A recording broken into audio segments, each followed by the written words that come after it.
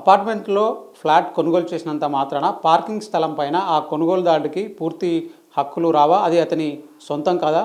దీనికి సంబంధించి Maharashtra cooperative society tribunal ఒక ఆసక్తికరమైనటువంటి జడ్జిమెంట్ వెలువరించింది. ఈ నేపథ్యంలోనే దేశవ్యాప్తంగా యాక్చువల్గా ఈ బైలాస్ అనేవి ఎట్లా ఉంటాయి, తెలంగాణలో ఎట్లా ఉన్నాయి తెలుసుకునేటువంటి ప్రయత్నం చేద్దాం. మనతో మాట్లాడనుకున్నారు సుప్రీంకోర్టు అడ్వకేట్ పోతిరెడ్డి కృష్ణకాంత్ గారు. ఒకసారి సార్తో మాట్లాడదాం. సార్, మనం చూసాం జనరల్గా అపార్ట్మెంట్లో ఫ్లాట్ కొంటే పార్కింగ్ ప్లేస్ కూడా తన పేరు మీదనే వచ్చేసిందని చాలామంది అనుకుంటూ ఉంటారు. సో మహారాష్ట్రకు సంబంధించి ఒక జడ్జిమెంట్ వచ్చింది. సో తెలంగాణలో కూడా సేమా ఏంటి?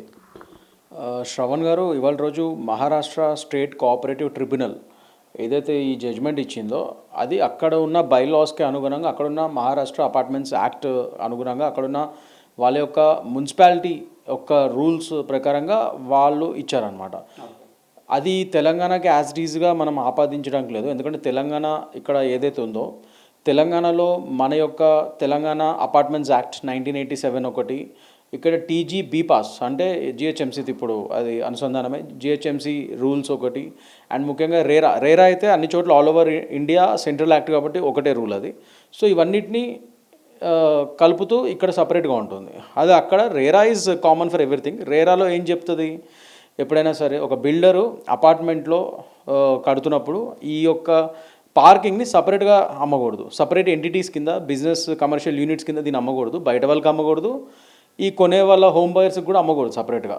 అది ఓపెన్ స్పేస్, ఓపెన్ పార్కింగ్ లేకపోతే స్టిల్ట్ పార్కింగ్ రెండు ఉంటాయి అన్నమాట. ఓపెన్ పార్కింగ్, స్టిల్ట్ పార్కింగ్, అవి రెండు సపరేట్గా అమ్మకూడదు. ఆ అపార్ట్మెంట్తో పాటే భాగంగా వీళ్ళకి బయర్స్కి ఇవ్వాలి. అది సపరేట్గా అమ్మడానికి ఉండదు, అమ్మడానికి చేయకూడదు అని, అమ్మకూడదు అని చెప్పి రేరా చెప్తుంది, రేరా యాక్ట్. సో అదైతే మహారాష్ట్రలో వర్తిస్తుంది, ఇక్కడ వర్తిస్తుంది. ఇప్పుడు మీరు అడిగిన క్వశ్చన్ మహారాష్ట్ర, ఇప్పుడు ఏదైతే మహారాష్ట్ర కోఆపరేటివ్ ట్రిబ్యునల్ అయితే ఇచ్చిందో తీర్పు, అక్కడ ఏంటంటే ఇక్కడ సేమ్ ఇట్లానే ఒక అపార్ట్మెంట్లో ఒక పాత ఓనర్ కొత్త వాళ్ళకి అమ్మాడు. అమ్మిన తర్వాత వాళ్ళు ఆల్రెడీ అలాట్ చేసిన పార్కింగ్లోనే కాకుండా ఇంకొక పార్కింగ్ కూడా ఏదైతే వాళ్ళకి అలాట్ చేయలేదో అందులో కూడా వాళ్ళు ఎప్పటి నుంచో ఈ కొత్తగా ఒక 10 ఏళ్ళ నుంచి ఉంటున్న వాళ్ళు వాడుతున్నారంట.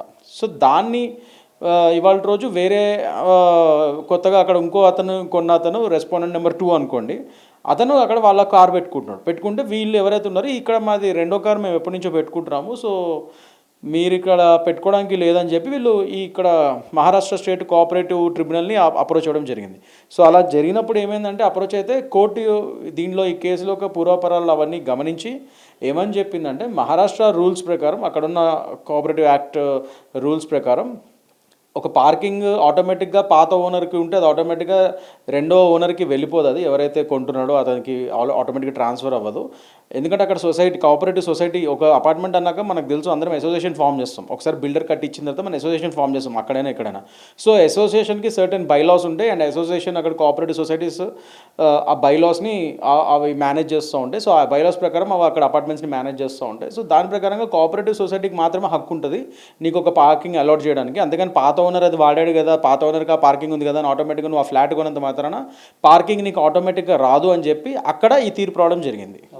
కానీ అదే తీర్పు ఇక్కడ వర్తిస్తుందా తెలంగాణలో అంటే, నేను చెప్పినట్టు ఇక్కడ Telangana apartments act 1987, TG bPASS ఏదైతే జిహెచ్ఎంసీ రూల్స్ ఉన్నాయో అది, ప్లస్ రేరా, ఇవన్నీ కలిపి మంది కొద్దిగా సపరేట్గా ఉంటుంది. అంటే ఇక్కడ మనకి ఏదైతే అపార్ట్మెంట్స్ యాక్ట్ కానీ అండ్ జిహెచ్ఎంసీ యాక్ట్ కానీ ఇవేం చెప్తున్నాయి, ఇక్కడ మాత్రం మనకు తెలుసు రెగ్యులర్గా బిల్డర్స్ ఇక్కడ పార్కింగ్ ఏదైతే స్లాట్ నెంబర్ అదైతే మెన్షన్ చేస్తారో అవన్నీ క్లియర్గా సేల్ లీడ్లోనూ, agreement of sale and sale లీడ్లో క్లియర్గా మెన్షన్ చేస్తారు ముందే అమ్మేటప్పుడు. పలానా ఫ్లాట్ నెంబర్కి పలానా పార్కింగ్ మీకు వస్తుందని చెప్పి ముందే మెన్షన్ చేస్తారు. అండ్ కామన్ ఏరియా, ఇక కారిడార్ కానీ అవి కానీ ఇవన్నీ కూడా ఆటోమేటిక్గా అది అందరికీ ఫ్లాట్ ఓనర్స్కి కామన్. పార్కింగ్ మాత్రం ఒక సపరేట్ స్లాట్ నెంబర్ మీకు అలాట్ చేస్తామని చెప్పి already agreement of sale sale లీడ్లో రాసిస్తారు. అలా రాసిస్తేనే మీకు ఆటోమేటిక్గా పార్కింగ్ వచ్చేస్తుంది. ఇంకా అపార్ట్మెంట్ కొనేటప్పుడు ఇంక్లూజివ్ ఆఫ్ పార్కింగ్, అది ఆ అపార్ట్మెంట్ కాస్ట్ ఏంటి, ఇంక్లూజివ్ ఆఫ్ పార్కింగ్. అదే రేరా కూడా చెప్తుంది. ఇక్కడైనా మహారాష్ట్రలో ఎక్కడైనా రేరా ఒకటే చెప్తుంది, సపరేట్గా అమ్మడానికి లేదు, అది అపార్ట్మెంట్తో పాటే ఇంక్లూజివ్గా రావాలి పార్కింగ్ అనే చెప్తుంది. సో అదే ఇక్కడ వర్తిస్తుంది. కానీ మహారాష్ట్రలో అక్కడ ఏంటి, సపరేట్గా అంటే నువ్వు అపార్ట్మెంట్ కొనుక్కున్నంత మాత్రాన ఇంకో ఇప్పుడు ఒక ఫస్ట్ అంటే ఇక్కడ పార్కింగ్స్ రెండింటి గురించి వచ్చింది. అక్కడ ఒక పార్కింగ్ ఆల్రెడీ ఉంది, రెండో పార్కింగ్లో వీళ్ళు వాడుతుంటే అక్కడ ఇదంతా గొడవ స్టార్ట్ అయింది. సో రెండో పార్కింగ్ అనేది మీరు ఇష్టం వచ్చినట్టుగా మీకు ఫస్ట్ ఓనర్ ఏదైతే ఇచ్చాడో ఆ ఫస్ట్ ఓనర్ 2 పార్కింగ్లు వాడుతున్నాడంట. కానీ అసోసియేషన్ ఒకటే అలాట్ చేసింది ఈ కొత్త అతనికి ఎవడైతే కొన్నాడో. సో ఒకటి ఏదైతే అలాట్ చేశారో నీకు అది మాత్రమే వాడగలుగుతావు. అసోసియేషన్ నీకు రెండోది అలాట్ చేస్తే అప్పుడే నువ్వు వాడగలుగుతావు. అలా వాడకుండా నువ్వు డైరెక్ట్గా నువ్వు అసోసియేషన్ అలాట్ చేయకుండా నీకు నువ్వు ఆటోమేటిక్గా పాత ఓనర్తో వాడాడు కాబట్టి ఆయనకి అలాట్ చేశారు కాబట్టి నీకు కూడా అలాట్ అవుతుంది అని చెప్పి మహారాష్ట్ర అసోసియేషన్ కోఆపరేటివ్ అసోసియేషన్ చెప్తుంది అక్కడ బైలాస్ ప్రకారం. కానీ అదే ఇక్కడ అనుకోండి తెలంగాణలో ఒక ఓనర్కి ఆల్రెడీ ఆ స్లాట్ నెంబర్స్ ఇప్పుడు 2 పార్కింగ్స్ అలాట్ చేసాడు అనుకోండి, అవి ఆటోమేటిక్గా రెండో వాడు కొన్నప్పుడు ఆ 2 పార్కింగ్స్ అతనికి వెళ్ళిపోతాయి. బిల్డర్ బయట వాళ్ళకి కానీ లేకపోతే సపరేట్గా కానీ ఈ పార్కింగ్లు అమ్ముకోవడానికి ఉండదు. ఎవరైతే ఈ ఓనర్ కొనుక్కుంటాడో అతనికి 2 అలాట్ చేస్తే ఆ 2 అతని నుంచి వేరే అతను కొనుక్కుంటే ఆటోమేటిక్గా వెళ్ళిపోతాయి. ప్రొవైడెడ్ అవన్నీ అగ్రిమెంట్ ఆఫ్ సేల్ డీడ్లో క్లియర్గా మెన్షన్ చేసి ఉండాలి. సో తెలంగాణలో ఇలా సపరేట్గా మళ్ళీ అసోసియేషన్ మీకు అలాట్ చేయాలి అవేం లేదు. ఫస్ట్ బయ్యర్ కానీ బిల్డర్ కానీ ఏదైతే వాడాడో ఆ ఫ్లాట్ అది డీడ్లో మెన్షన్ చేసి ఉన్నాయో ఆటోమేటిక్గా ట్రాన్స్ఫర్ అయిపోతాయి. అంటే ఇదేమో అంటే లోపలికి అంటే ఫుల్ కింద అపార్ట్మెంట్ కిందకు సంబంధించిన పార్కింగ్ విషయం, కొన్ని ఓపెన్ ప్లేస్ పార్కింగ్ కూడా ఉంటుంది. సో దాని విషయంలో ఎలాంటి రూల్స్ ఉంటాయి? ఓపెన్ పార్కింగ్ ఇవన్నీ ఎప్పుడైనా సరే శ్రవణ్ గారు ఇవి కామన్ ఏరియా కిందనే వస్తాయి. సో అక్కడ కూడా సరే వీళ్ళు ఓపెన్ ఏరియాలో ఏదైతే స్లాట్ నెంబర్స్ ఏమైనా ఉంటే అవి కంపల్సరీ మెన్షన్ చేసారో లేదా చూసుకోవాలి. ఇప్పుడు పెద్ద పెద్ద కమ్యూనిటీ అపార్ట్మెంట్స్ ఎక్కువైపోయినాయి హైదరాబాద్ కానీ ఎక్కడైనా కానీ మీరు చూస్తే ఆ పెద్ద పెద్ద కమ్యూనిటీ అపార్ట్మెంట్స్లో ఖచ్చితంగా విజిటర్స్ పార్కింగ్ సపరేట్గా ఇవ్వాలి. ఒక 10% స్టిల్ బిల్టప్ ఏరియా ఉంటుంది కదా, బిల్టప్ ఏరియా. ఆ బిల్టప్ ఏరియాలో జనరల్లీ 20 to 30% ఓనర్స్ పార్కింగ్కి పెట్టాలి ఖచ్చితంగా, రూల్ అది, మన జిహెచ్ఎంసీ రూల్స్ అవి. అదే 10% ఆ బిల్టప్ ఏరియాలో ఖచ్చితంగా విజిటర్స్ పార్కింగ్ పెట్టాలి. ఇవన్నీ ఏంటి పెద్ద పెద్ద గేటెడ్ కమ్యూనిటీస్ గురించి చెప్తున్నా. సో అలాంటప్పుడు ఖచ్చితంగా విజిటర్స్ పార్కింగ్ అనేది ఎట్లాగో కామన్ ఏరియా, అది కామన్ అందరు హోమ్ బయర్స్కి వస్తుంది. అదే ఓపెన్ పార్కింగ్ అనుకోండి, అందులో కూడా మీరు ఓపెన్ పార్కింగ్లో స్లాట్స్ వేసేయాలి. ఎవరికి వాళ్ళ ఇట్లా స్లాట్స్ వేసేసి ఖచ్చితంగా ఏ ఫ్లాట్కి ఆ ఫ్లాట్ వాళ్ళది ఈ స్లాట్ నెంబర్ అని చెప్పి ఇచ్చేయాలి ముందే బిల్డర్. అలా ఇస్తేనే ఎటువంటి ఇష్యూ ఉండదు. అవి లేకుండా మీరు సేల్ డీడ్లో కానీ అగ్రిమెంట్ ఆఫ్ సేల్ మీద కానీ సంతకాలు పెట్టకండి. ఖచ్చితంగా మీ యొక్క పార్కింగ్ స్పేసెస్ మీ స్లాట్ నెంబర్ మీకు అలాట్ చేయాలి, సేల్ డీడ్లో మెన్షన్ చేయాలి.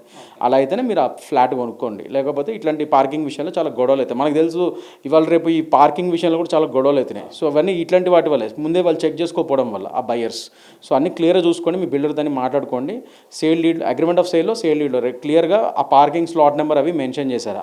అండ్ సపరేట్గా అమ్మకూడదు, ఆ ఫ్లాట్ కాస్ట్లోనే ఇది ఇంక్లూజివ్ ఉండాలి. మీ పార్కింగ్ సపరేట్గా అమ్మడానికి హక్కు లేదు బిల్డర్కి.